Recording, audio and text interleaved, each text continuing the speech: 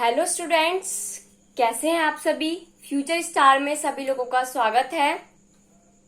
मैं दिव्यांशी अग्रवाल आप सभी लोगों के लिए क्लास 12th के लिए लेकर आई हूँ चैप्टर 11th का अल्कोहल, फिनोल एंड ईथर में method of preparation of phenol. आज हम लोग बनाने वाले हैं फिनोल। फिनोल को कैसे बनाया जाता है। पहले हमने देखा था method of preparation of alcohol. हम लोगों ने अल्कोहल को बनाना सीखा था और आज की वीडियो में हम लोग फिनोल को बनाना सीखेंगे। तो सबसे पहले फिनोल को बनाने के लिए मैं इस्तेमाल करूंगी एराइल हैलाइड का। एराइल हैलाइड क्या है। चैप्टर नंबर 10th में आप लोगों ने हेलो एरीन पढ़ा था, तो हेलो एरीन को ही एराइल हैलाइड कहा जाता है। याद आ गया। तो क्लोरोबेंजीन, ब्रोमोबेंजीन, फ्लोरोबेंजीन, ये सभी हमारे क्या है, एराइल हैलाइड्स है। फॉर एग्जाम्पल के लिए मैंने ले लिया जैसे क्लोरोबेंजीन। क्या लिया मैंने, क्लोरोबेंजीन लिया। जब मैं बेंजीन रिंग के ऊपर क्लोरो ग्रुप को लगा देती हूँ तो वो मेरा बन जाता है स्टूडेंट्स क्लोरोबेंजीन। अब इस क्लोरोबेंजीन की रिएक्शन जब मैं NaOH के साथ कराऊंगी, इसमें क्या आ रहा है आपका, फिनोल को कैसे बनाना है। आज हम लोग फिनोल बनाने वाले हैं। तो फिनोल को बनाने के लिए मैंने यहाँ पर सबसे पहले लिया क्लोरोबेंजीन, मतलब एक एराइल हैलाइड वाला कंपाउंड लिया क्लोरोबेंजीन, और इसकी रिएक्शन NaOH के साथ करा दी। NaOH का नेम क्या होता है, सोडियम हाइड्रोक्साइड।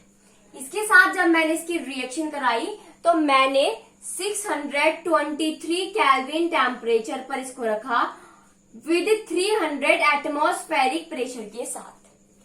300 का एटमॉस्फेरिक प्रेशर दिया, 623 केल्विन का टेम्परेचर दिया, तापमान दिया।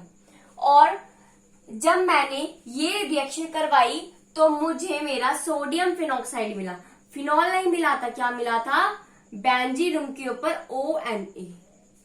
ONA तो बेंजीन रिंग के ऊपर जाकर अटैच हो गया, और ये वाला जो Cl है ये H के साथ जाकर गैसियस फॉर्म में वेपराइज्ड हो गया। अब इसका नेम क्या है, इसका नेम है स्टूडेंट सोडियम फिनॉक्साइड। मुझे क्या मिला, सोडियम फिनॉक्साइड। लेकिन मुझे तो फिनोल चाहिए, तो फिनोल लेने के लिए मैं क्या करूंगी, सोडियम फिनॉक्साइड में HCl की रिएक्शन करा दूंगी। किसकी रिएक्शन कराऊंगी, HCl की रिएक्शन।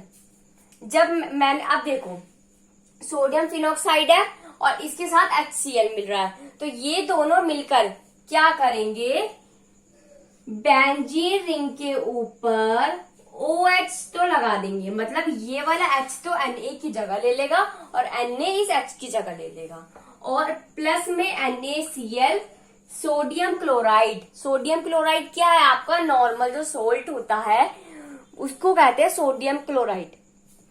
तो सोडियम क्लोराइड और ये आपका फिनोल जो आपको चाहिए वो मिल जाएगा। तो हम लोगों ने सबसे फर्स्ट रिएक्शन देखी फिनोल को बनाने के लिए। I repeat again this, chlorobenzene की रिएक्शन जब सोडियम हाइड्रोक्साइड के साथ 623 केल्विन प्लस 300 एटमॉस्फेरिक प्रेशर के साथ कराते हैं तो स्टूडेंट्स हमारा सोडियम फिनॉक्साइड बनता है, और साथ में HCl बाय प्रोडक्ट की फॉर्म में मिलता है। अब ये दोनों मिलकर क्या करते हैं, ये दोनों मिलकर जब रिएक्शन करते हैं तो ये हमें देते हैं फिनोल, और साथ में NaCl बाय प्रोडक्ट की फॉर्म में हमें मिलता है। तो जो हमारा मेन प्रोडक्ट है फिनोल, वो हमें एराइल हैलाइड की रिएक्शन NaOH के साथ कराने पर मिल जाता है। Note down this. Second number पर आते हैं। एराइल हैलाइड से तो सभी को आ गया समझ में। कोई भी आप यहाँ पे ब्रोमोबेंजीन भी ले सकते हैं, मैंने सिर्फ आपको एक्सप्लेन करने के लिए यहाँ पे क्लोरोबेंजीन लिया है, ठीक है। नेक्स्ट आते हैं बी पॉइंट पर। बी पॉइंट पर आते हैं भाई। बी पॉइंट पर क्या है, बेंजीन सल्फोनिक एसिड से, बेंजीन सल्फोनिक एसिड से फिनोल को बनाना। किससे बना रहे हैं हम, फ्रॉम बेंजीन सल्फोनिक एसिड। अब ये बेंजीन सल्फोनिक एसिड कैसे बनेगा, पहले सबसे पहले बेंजीन सल्फोनिक एसिड भी तो बनाना आना चाहिए। जब यही नहीं बनाना आता तो फिनोल कैसे बना देंगे, राइट। तो मैंने आपसे कह दिया कि मुझे फिनोल चाहिए और बेंजीन सल्फोनिक एसिड से बना के दिखाना है तुम्हें, और मैंने सिर्फ तुम्हें बेंजीन दिया है। मेरे पास, मैं कहूंगी क्लास, मेरे पास है बेंजीन और कुछ नहीं है, और कुछ केमिकल्स है, आप लोग इनका यूज करके मुझे फिनोल बना के दिखा दो, लेकिन आपको उसमें बेंजीन सल्फोनिक एसिड जरूर बनाना है। अब आप कैसे बनाएंगे देखिएगा। बेंजीन रिंग आपने ली, मैंने आपको बेंजीन दिया तो आपने बेंजीन लिया, और उसकी में ओलियम, ओलियम एक रिएजेंट है। ओलियम क्या है, ओलियम बेटा एक रिएजेंट का नाम है। मैंने आपसे क्या कहा कि कुछ केमिकल्स है, मुझे नहीं पता भाई कौन से केमिकल है, क्या यूज है, बस कुछ केमिकल्स है, इनको मिला के भैया फिनोल बना लो, और बेंजीन मैंने तुम्हारे हाथ में दे दिया। अब तुमने क्या करा, बेंजीन में एक ओलियम रिएजेंट डाला, और उसे डालने से बेंजीन सल्फोनिक एसिड आपको मिल गया। बेंजीन रिंग के ऊपर जब SO3H आता है तो उसको कहते हैं बेंजीन सल्फोनिक एसिड। तो मुझे नाम यहाँ पे मेंशन करने के लिए तो नीड नहीं है, क्या है, बेंजीन रिंग के ऊपर SO3H का मतलब है बेंजीन सल्फोनिक एसिड। अब इसकी रिएक्शन, अब मैं क्या बना रही हूं, मुझे बनाना है फिनोल, तो मैं क्या करूंगी, बेंजीन सल्फोनिक एसिड की रिएक्शन NaOH और H पॉजिटिव में करा दूंगी। H पॉजिटिव क्या है, प्रोटॉन, NaOH के साथ कराऊंगी। जैसे मैंने अभी A पॉइंट में क्लोरोबेंजीन की रिएक्शन NaOH के साथ कराई, तो मुझे मेरा सोडियम फिनोक्साइड, उसके बाद फिर मुझे फिनोल मिला। इसी तरीके से ही मैंने बेंजीन सल्फोनिक एसिड में भी NaOH ही डाला है। भाई मैं इतनी समझदार नहीं हूं, मेरे पास NaOH, मैंने क्या करा, मैंने सब में NaOH ही डाल के देख लिया। तो बेंजीन सल्फोनिक एसिड में मैंने NaOH ही डाला, और मुझे क्या चाहिए था, फिनोल। मुझे मेरा फिनोल मिल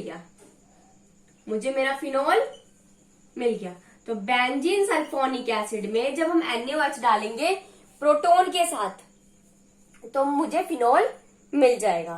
तो ये आपकी सेकंड प्रिपरेशन है फिनोल की।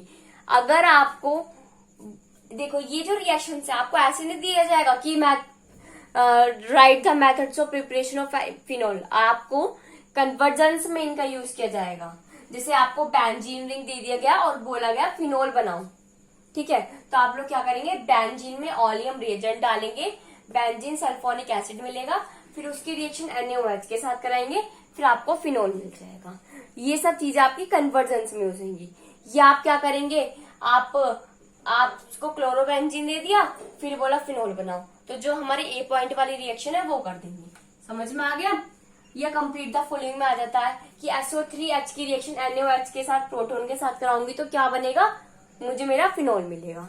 इस तरीके से हमारे क्वेश्चन आते हैं। समझ में आ गया। C पॉइंट है from diazonium salt, from diazonium salt. Diazonium salt के बारे में मैं आपको नहीं बताऊंगी किस तरीके से बनाना है, क्योंकि जब हम लोगों ने चैप्टर नंबर 10 करा था तो उसी में ही हमने डाईएजोनियम सोल्ट बनाना सीखा था। देखो, जो स्टूडेंट्स मेरी चैप्टर 11 की वीडियो देख रहे हैं वो इस वीडियो को देखने से पहले चैप्टर नंबर 10 की वीडियोस को जरूर देख लें। देखो, चैप्टर नंबर 10 की वीडियो को देखोगे तो आपको, जब आप इस चैप्टर को पढ़ोगे 11th को, तो बहुत हेल्प मिलेगी। ऐसा मैं इसलिए कह रही हूँ क्योंकि चैप्टर हमारी जो बहुत सारी केमिकल्स हैं, बहुत सारी चीजें जो इसमें आने वाली है केमिकल्स की फॉर्म में, वो चीजें किस तरीके से बनते हैं, वो केमिकल किस तरीके से बनता है, वो हम लोगों ने चैप्टर 10 में ही पढ़ लिया। तो हम दोबारा पढ़े उसका तो कोई फायदा नहीं।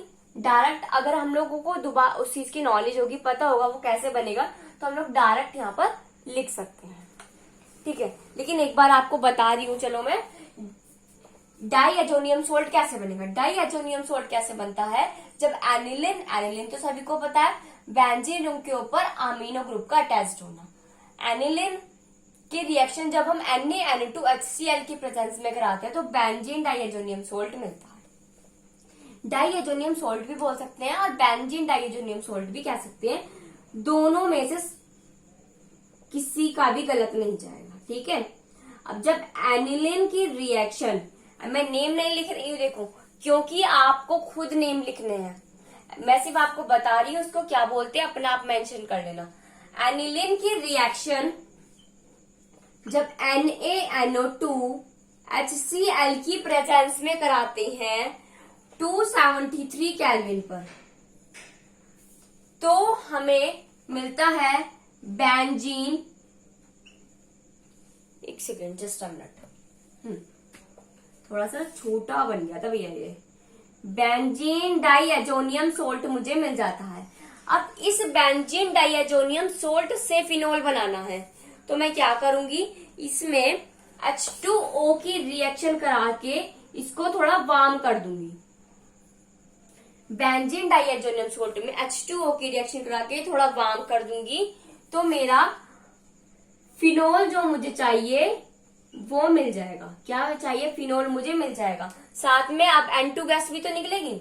जब बेंजीन डाइएजोनियम सोल्ट से हम लोगों ने क्लोरोबेंजीन बनाया था चैप्टर 10th में, तो हमारा N2 गैस निकली थी, सेम इसमें भी N2 गैस निकल जाएगी।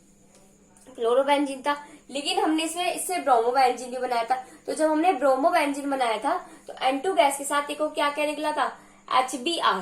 तो यहाँ पे Cl है, Br नहीं है, तो यहाँ पर आपका HCl भी निकल जाएगा। अब ये दोनों क्या है, गैसियस है हमारी, दोनों क्या है, हमारी गैस है, तो दोनों ही हमारी क्या हो जाएंगी, वेपराइज हो जाएंगी, और जो हमारा मेन प्रोडक्ट है फिनोल वो हमें गिवन हो जाएगा। तो ये आपकी प्रिपरेशन है फिनोल की। एराइल हैलाइड से कैसे बनेगा, बेंजीन सल्फोनिक एसिड से और डाइएजोनियम सोल्ट, तीनों से हमने आज यहाँ पर फिनोल बनाना सीख लिया।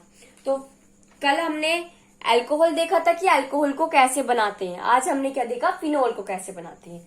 नेक्स्ट पढ़ते हैं method of preparation of ether. Phenol समझ में आ गया होगा आई होप सभी को।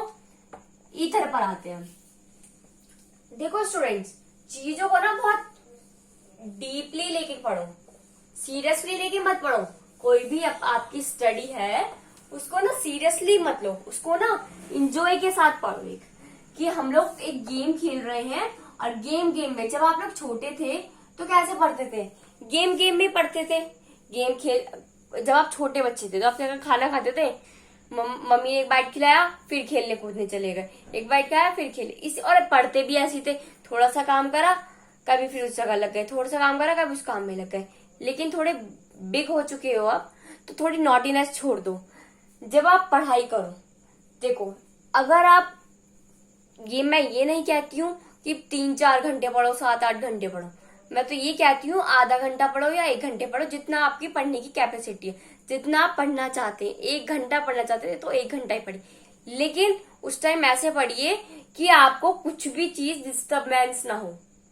ये नहीं कि मम्मी साइड में बैठी है, वो अपनी बड़बड़ कर रही है और आप लोग वहीं बैठ के पढ़ रहे हैं, तो वो पढ़ाई से कुछ फायदा नहीं है। क्योंकि जब कोई ना कोई हम लोग सोचते हैं, बहुत बच्चे होते हैं कि अगर मेरे बराबर में कोई बैठ के बात भी करा तो मुझे कोई फर्क नहीं पड़ता, मैं उस पर ध्यान नहीं देती। ये झूठ है, ध्यान सब देते हैं, उस टाइम कंसंट्रेशन बढ़िया नहीं होता। लेकिन अगर हम अकेले रूम में बैठ के अपनी स्टडी कर रहे हैं तो उस टाइम हमें पता है कोई आने वाले ही नहीं है, कोई बराबर में हमें किसी की बात सुननी नहीं है, तो हम पढ़ाई में ही लगेंगे। तो इसलिए अगर आपको ये नहीं है कि 3-4 घंटे पढ़े, 1 घंटा पढ़ो, लेकिन लग के पढ़ो, पूरे मन से पढ़ो, ठीक है। ईथर, वैसे भी मैं तो भैया वीडियो आधे घंटे की ही बनाती हूँ, तो अपना एक वीडियो देख के आप लोग उसको एक बार रिवाइज कर लो, 10 मिनट रिवाइज में लगेंगे, तो आप 1 घंटे में 2 सब्जेक्ट कवर कर सकते हैं। भाई एक वीडियो में ये देखी, एक वीडियो दूसरे सब्जेक्ट की देख ली, तो आपने क्या करा, 1 घंटे में 2 सब्जेक्ट कवर कर लिए ना, कर लिए, राइट। भाई 10 मिनट एक पहले अगर जब आप लोग, मैं आपको समझा रही हूँ तो आप बहुत ध्यान से सुनिएगा और बहुत ध्यान से ही उस चीज को नोट कीजिए, ताकि आपको जब आप दोबारा पढ़ो, जब भी तुरंत दोबारा पढ़ो, तो आपको कुछ भी चीज ऐसा ना हो कि आप उसमें कंफ्यूज हो जाओ, ठीक है। कभी कभी कंफ्यूज हो जाओ तो दोबारा देख लो वीडियो को, तो ये तो है ही नहीं कहीं वीडियो भाग जाएगी, वीडियो तो आपके पास ही है ना, बस तो मैं भी आपके पास ही हूँ, है ना। तो method of preparation of ether, अब है हमारी बात, हम ईथर को कैसे बनाते हैं। तो ईथर को बनाने के लिए है, सबसे पहले bye dehydration of alcohol. Ether को बनाने के लिए अब देखो मेरे पास एल्कोहल है, फिनोल है, बहुत सारे केमिकल हो चुके हैं, तो अब मैं ईथर बहुत आराम से बना लूंगी। तो मैंने क्या करा, डिहाइड्रेशन कर दिया एल्कोहल का। डिहाइड्रेशन ऑफ एल्कोहल से बनेगा ईथर। इसमें क्या होगा, मैंने एल्कोहल लिया CH3CH2OH और एक्सिस फॉर्म में लिया। एक्सिस फॉर्म होती है मतलब बहुत सारा अल्कोहल लिया। भाई मैंने अब अल्कोहल की इतनी सारी प्रिपरेशन बताई थी, मेरे पास बहुत सारे तरह केमिकल, तो सब केमिकल्स का यूज करके मैंने बहुत सारा अल्कोहल इकट्ठा कर लिया ना भैया। अब मैंने क्या करा, अल्कोहल लिया एक्सिस अमाउंट में और उसकी रिएक्शन जब मैं कंसंट्रेटेड H2SO4 के साथ कराऊंगी। अब कुछ टेम्परेचर भी चाहिएगा, तो टेम्परेचर चाहिए 413 केल्विन। मैंने क्या करा, ईथर को बनाने के लिए अल्कोहल ले लिया बहुत ज्यादा अमाउंट में, मतलब 2 मॉलिक्यूल्स अल्कोहल के ले लिए और इसका नेम है इथेनॉल, ठीक है। और क्या करा मैंने, इसमें कंसंट्रेटेड H2SO4 का यूज करा 413 केल्विन टेम्परेचर के साथ, और मुझे क्या मिला, ether CH3CH2O CH2CH3 plus H2O मुझे मिल गया। और ये क्या है, मेरा एक ईथर है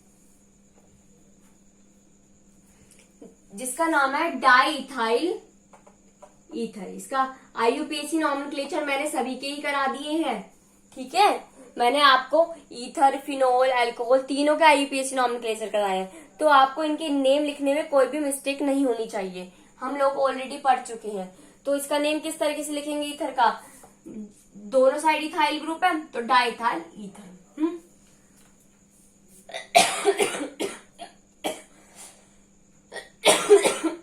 सॉरी क्लास। इथेनॉल की रिएक्शन दोबारा बता रही हूँ, जब कंसंट्रेटेड H2SO4 के साथ कराते हैं तो हमें डाइइथाइल ईथर मिल गया, ईथर मिल गया अब आपको। अब नेक्स्ट आते हैं विल-मैनसन सिंथेसिस पर। क्या है, by William Manson synthesis. William Manson synthesis. अब विलियम मैनसन सिंथेसिस क्या है क्लास, ये एक आपकी बायनेम रिएक्शन है। टिक कर देती हूं, कल भी पढ़ी थी भाई 2 बायनेम रिएक्शन, तो ऑक्सीमर्क्यूरेशन, डीमर्क्यूरेशन, हाइड्रोबोरेशन, ऑक्सीडेशन। तो आज हमारी बायनेम रिएक्शन ईथर में आई है, विलियम मैनसन सिंथेसिस, ठीक है। विलियम मैनसन सिंथेसिस क्या कहती है, जब हम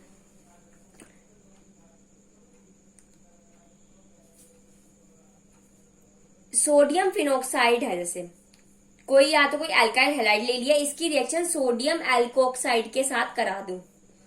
क्या है, जब हम फॉर एग्जांपल के लिए मैंने लिया, जैसे सपोज सोडियम फिनोक्साइड है, ठीक है, एग्जांपल से लेके समझाती हूँ तो बेटर समझ में आएगा, ठीक है। सोडियम फिनोक्साइड की रिएक्शन अगर मैं एक अल्काइल हैलाइड, मतलब फॉर एग्जांपल के लिए मैंने लिया CH3Cl, ठीक है, CH3Cl के साथ कराती हूं तो वो मुझे क्या देगा भाई, ये तो बेंजीन रिंग आ गया, या O है Na है ना, तो Na तो Cl के साथ चला जाएगा और CH3O के साथ आ जाएगा, मतलब OCH3 प्लस NaCl। इसका नाम क्या होगा,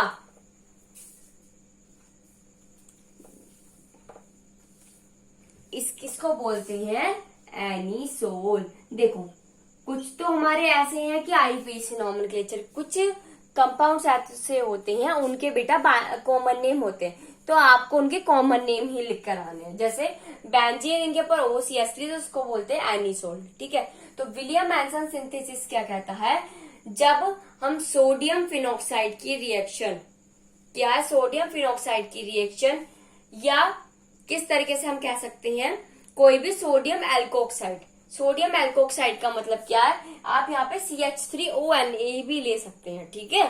और एल्काइल हैलाइड के साथ, ये तो मैंने आपको एग्जांपल दिया है। विलियम, दोबारा बता रही हूँ क्लास, विलियम मैनसन सिंथेसिस क्या कहता है, सोडियम एल्कोक्साइड की रिएक्शन जब किसी एल्काइल हैलाइड के साथ कराते हैं तो वो हमें डाईइथाइल ईथर देता है, सॉरी ईथर हमें देता है, ठीक है।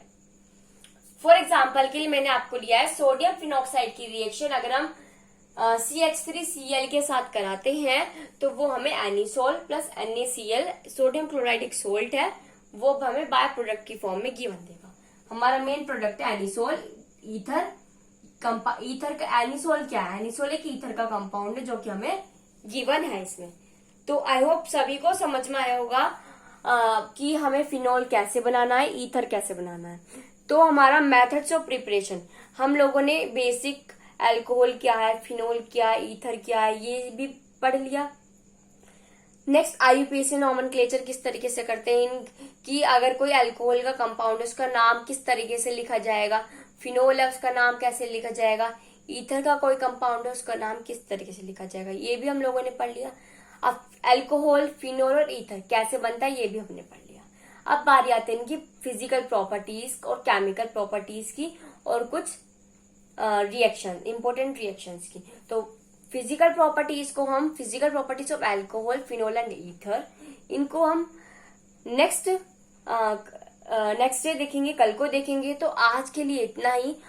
देखो, अगर मैं आपको ज्यादा एक्स्ट्रा समझ दूं आप कंफ्यूज हो जाओगे, इसलिए थोड़ा थोड़ा करके पढ़ो ताकि सारी चीजें माइंड में बहुत अच्छे से सेट हो जाए, ठीक है।